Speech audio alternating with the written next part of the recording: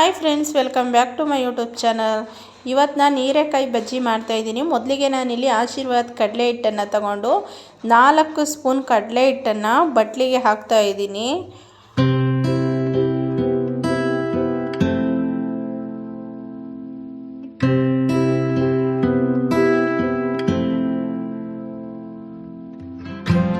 Next ಇದಕ್ಕೆ 1 spoon chilli ಪೌಡರನ್ನು ಹಾಕ್ತಾಯಿದ್ದೀನಿ ನಾನು. ಮತ್ತು 1 ಸ್ಪೂನು ಸಾಲ್ಟ್ ಹಾಕ್ತಾಯಿದ್ದೀನಿ. ಇದಾದ ನಂತರ ಸ್ವಲ್ಪ ಅಜ್ವಾನನ್ನು ತಗೊಂಡು ನಾನು ಕೈಯಲ್ಲಿ ಒಂಚೂರು ಇದು ಮಾಡಿದ್ದೀನಿ, ಅದನ್ನು ಸಹ ನಾನು ಇಲ್ಲಿ ಹಾಕ್ತಾಯಿದ್ದೀನಿ. ನೀವು ಬೇಕಾದರೆ ಹಾಕ್ಕೊಳ್ಳಿ, ಇಲ್ಲಾಂದರೆ ಬೇಡ. ಇಲ್ಲಿ ಅರ್ಧ ಹೀರೆಕಾಯಿ ತಗೊಂಡಿದ್ದೀನಿ, ನಾನು ಜಾಸ್ತಿ ತೊಗೊಂಡಿಲ್ಲ. ಅರ್ಧ ಹೀರೆಕಾಯಿ ತಗೊಂಡು ಅದು ಸಿಪ್ಪೆ ಎಲ್ಲ ಸುಲಿದ್ಬಿಟ್ಟು ನಮಗೆ ಯಾವ ಥರ ಶೇಪಲ್ಲಿ ಬೇಕೋ ಆ ಥರ ಕಟ್ ಮಾಡ್ಕೋಬೇಕು. ನಾನು ಇದನ್ನು ಸ್ವಲ್ಪ ಉದ್ದನೇ ಕಟ್ ಮಾಡಿದ್ದೀನಿ. ನಿಮಗೆ ರೌಂಡ್ ಬೇಕಾದರೆ ರೌಂಡ್ ಕಟ್ ಮಾಡ್ಕೊಳ್ಳಿ, ಇಲ್ಲ ರೌಂಡಲ್ಲೇ 2 ಪೀಸು ಮಾಡ್ಬೋದು, ಆ ಥರನೂ ಮಾಡ್ಕೋಬೋದು. ಆದರೆ ನಾನಿಲ್ಲಿ ಒಂದು ಸ್ವಲ್ಪ ಉದ್ದ ಮಾಡಿದ್ದೀನಿ ಅಷ್ಟೇ. ಇವನ್ನ ನೋಡ್ಬೋದು ನಾನಿಲ್ಲಿ ಯಾವ ಥರ ಕಟ್ ಮಾಡಿದ್ದೀನಿ ಅಂತ ಹೇಳ್ಬಿಟ್ಟು. ನೋಡಿ, ಈ ಥರ ನಾನು ಕಟ್ ಮಾಡಿದ್ದೀನಿ. ಕಟ್ ಮಾಡಿಬಿಟ್ಟು ನೆಕ್ಸ್ಟು ನಾನು ಏನು ಕಡಲೆ ಹಿಟ್ಟು, ಉಪ್ಪು, ಚಿಲ್ಲಿ ಪೌಡ್ರು, ಅಜ್ವಾನ ಹಾಕಿದ್ನಲ್ಲ, ಅದನ್ನು ಚೆನ್ನಾಗಿ ಮಿಕ್ಸ್ ಮಾಡ್ಕೊತಾ ಇದ್ದೀನಿ. ಇದನ್ನು ಮಿಕ್ಸ್ ಮಾಡ್ಕೊಬಿಟ್ಟು ನೆಕ್ಸ್ಟು ಇದಕ್ಕೆ ನಾನು ನೀರನ್ನು ಹಾಕ್ತಾಯಿದ್ದೀನಿ.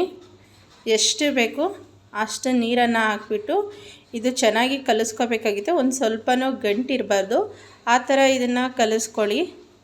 ನೋಡಿ, ಕ್ಲೀನಾಗಿ ಕೈಯಲ್ಲಿ ಬೇಕಾದರೂ ಇದು ಮಾಡ್ಬೋದು, ಆದರೆ ನಾನು ಕೈಯಲ್ಲಿ ಇದು ಮಾಡಿಲ್ಲ.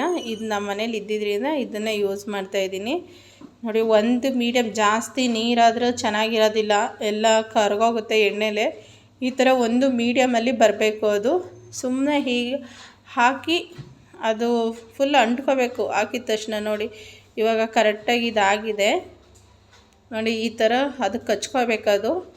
ಆ ಥರ ಮಾಡಿ ಒಂದು ಕಡೆ ಬಾಣಲಿನ ಇಟ್ಬಿಟ್ಟು ಅದರಲ್ಲಿ ಬೇಕಾದಷ್ಟು ಎಣ್ಣೆ ಹಾಕ್ಕೊಳ್ಳಿ.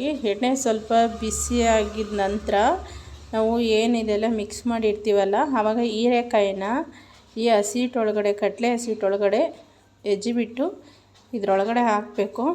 ಅಂದರೆ ಅದು ನೋಡ್ತಾ ಇರಬೇಕು, ಸಖತ್ತು ಬ್ಲಾಕ್ ಆಗಿಬಿಡುತ್ತೆ. ಎಣ್ಣೆನ ನಾನಿಲ್ಲಿ ಚೆನ್ನಾಗಿ ಬಿಸಿ ಮಾಡಿಬಿಟ್ಟಿದ್ದೀನಿ. ನೋಡಿ, ಹಾಕಿದ ತಕ್ಷಣ ಸ್ವಲ್ಪ ಬ್ಲಾಕ್ ಆಗ್ತಾಯಿದೆ. ಅಂದರೆ ಒಂದು ಸ್ವಲ್ಪ ಟೈಮ್ ಬಿಟ್ಟಿದ್ದೆ ನಾನು, ಅದಕ್ಕಾಗಿ ಜಾಸ್ತಿ ಉರಿ ಇಟ್ಬಿಟ್ಟಿದ್ದೆ, ಕಮ್ಮಿ ಉರಿ ಇಟ್ಟಿರಲಿಲ್ಲ. ಹಾಗಾಗಿ ನೋಡ್ಕೊಳ್ಳಿ, ನೋಡ್ಕೊಂಡು ಮಾಡಿ ಅಷ್ಟೇ. ತುಂಬ ಈಸಿಯಾಗಿ ಬೇಗ ಮಾಡ್ಬೋದು. ಅಂದರೆ ಒನ್ ಟೈಮ್ಗೇನೋ ಈ ಬೇಳೆ ಸಾಂಬಾರು ಆ ಥರ ಎಲ್ಲ ಮಾಡಿದಾಗ ತುಂಬ ಈಸಿಯಾಗಿ ಬೇಗ ಮಾಡ್ಬೋದು. ಫ್ರೆಂಡ್ಸ್, ಯಾರಾದರೂ ನನ್ನ ಚಾನಲನ್ನು ಫಸ್ಟ್ ಟೈಮ್ ನೋಡ್ತಾಯಿದ್ರೆ ಪ್ಲೀಸ್ ಸಬ್ಸ್ಕ್ರೈಬ್ ಮಾಡ್ಕೊಳ್ಳಿ ಫ್ರೆಂಡ್. ಹಾಗೆ ನನಗೆ ಸಪೋರ್ಟ್ ಮಾಡಿ. ಮತ್ತೆ ನೆಕ್ಸ್ಟ್ ವೀಡಿಯೋದಲ್ಲಿ ಸಿಗೋಣ. Thank you.